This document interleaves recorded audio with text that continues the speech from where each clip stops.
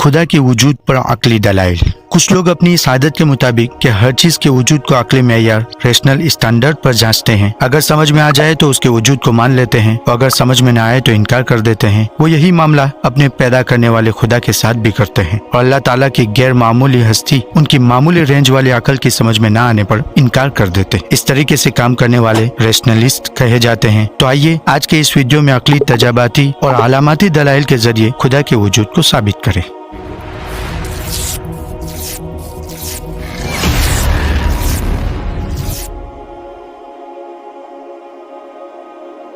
खुदा के वजूद पर अक्ली दलाइल। पहली दलील, ये बात मुसल्लम है कि अकल की तरजीहात, प्रेफरेंसेस और सोचने की जिहत हर एक की अलग अलग होती है। इसलिए आमतौर पर जिस मामले में लोग किसी एक मेयार मेजर पर मुत्तफिक न हो, उस मामले में ज्यादा लोगों की बात को मेयार और कसौटी बनाकर फैसला किया जाता है। इस जाविये से देखा जाए तो भी खुदा के वजूद की दलील बनती है कि दुनिया की इब्तिदा से लेकर अब तक खुदा के मानने वालों की अक्सरियत रही है। अगरचे खुदा की तायीन स्पेसिफिकेशन में बहुत से लोग धोखा खा गए हैं। खुदा के वजूद की दूसरी दलील, इस वसी कायनात में सिर्फ एक इंसान ऐसी मखलूक है जो खुदा के वजूद का इनकार करती है, हालांकि खुद इंसान का वजूद खुदा के वजूद की सबसे बड़ी दलील है। इसलिए कि इंसान के अंदर वो तमाम सिफतें नाकिस तौर पर मौजूद है जो खुदा के अंदर कामिल तौर पर मौजूद है। इसी वजह से अल्लाह ताला ने इस जमीन में इंसान को अपना खलीफा और नाइब बनाया। अगर नाकिस हस्ती का वजूद है तो कामिल हस्ती का भी यकीनी तौर पर वजूद है, क्योंकि एक को मानने के बाद दूसरे को न मानना एक ऐसा मंतिकी तजाद, लॉजिकल कंट्रोडिक्शन है जिसको कोई भी साहिब अक्ल कबूल नहीं कर सकता।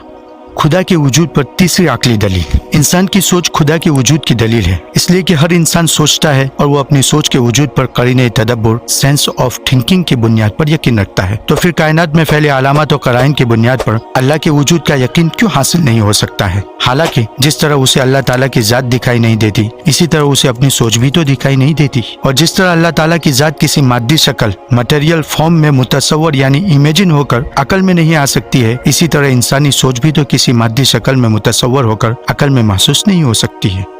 खुलासा ये कि जब सोच यानी थिंकिंग का वजूद कराइन की बुनियाद पर अकली तौर पर माना जाता है, तो इस मुमासलती करीना यानी सिमिलरिटी फैक्टर की वजह से खुदा के वजूद को भी अकली तौर पर माना जा सकता है। बल्कि ये खुद अक्ल का तकाजा है। इसी बात को किसी ने इन अल्फाज में कहा है कि thinking exists therefore God exists. सवाल, मुल्हिदीन और अकल परस्तों का ये मुतालबा और डिमांड है कि हर चीज की दलील साइंस के जरिए दी जाए, और ये मुतालबा इस हद तक आगे बढ़ गया है कि वो अपने पैदा करने वाले खालिक को भी साइंस और अक्ल की बुनियाद पर परखने और महसूस करने का मुतालबा और डिमांड करते हैं। और जबकि ये मुतालबा साइंसी उसूल के एतबार से गलत है, इसलिए कि साइंस के हर शोबे में चीजों को परखने के जो आलात और वसाइल, टेस्टिक इक्विपमेंट्स है, वो अपने दायरे कार डिपार्ट ऑफ वर्क तक महदूद है। यानी एक शोबे का आला दूसरे शोबे की चीज को नहीं परख सकता है। मिसाल के तौर पर सितारों की चाल और हकाइक को पहचानने वाले आलात के जरिए किसी जुर्सुमा जम्स की पहचान करने को कहा जाए तो वो आलात उसकी परख और पहचान कराने से आजिज रहेंगे। इसी तरह जरासीम को पहचान करने वाले आलात के जरिए सितारा शनासी यानी एस्ट्रोलॉजी का मुतालबा किया जाए तो वो आलात सितारा शनासी से आजिज रहेंगे। इसी तरह साइंस की भी एक हद यानी लिमिट है जिसके आगे काम करने से वो आजिज है, लिहाजा वो खुदा की पहचान करवाने से भी आजिज है, क्योंकि दुनिया भर के तमाम खुदा परस्त लोग इस बात पर मुत्तफिक है कि खुदा की जात मादा और मादा की खासियत यानी प्रॉपर्टीज से पाक है, और साइंस के काम करने की हद मादा या मादी खवास है। इसलिए साइंस के जरिए खुदा की हकीकत तक पहुंचना साइंस के कानून ही के मुताबिक मुमकिन नहीं है।